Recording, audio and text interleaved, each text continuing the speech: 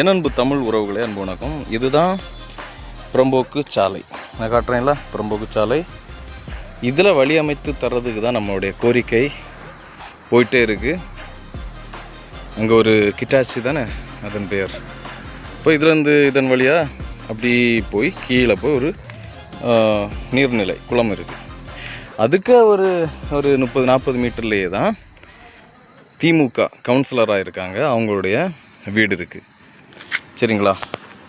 இப்போ வீடியோ போடுறதுனால என்ன இருக்குது, ஒன்றும் கிடைக்க போகிறதில்ல அப்படின்னு அந்த இதெல்லாம் மேற்பார்வை பார்த்துட்ருக்காங்க. அந்த கவுன்சிலருடைய பணியெல்லாம் ஜோன்ஸுங்கிற ஒரு அண்ணன் தான் செய்துட்ருக்காங்க. சரியா?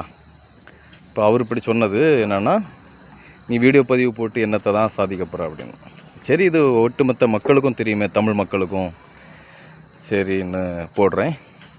மற்றபடி ஒருவேளை நம்முடைய மாண்புமிகு முதலமைச்சருடைய பார்வைக்கு கூட செல்லலாம் இல்லையா? ஓகே, டிவிக்கே ஓகே. அன்பு வணக்கம்.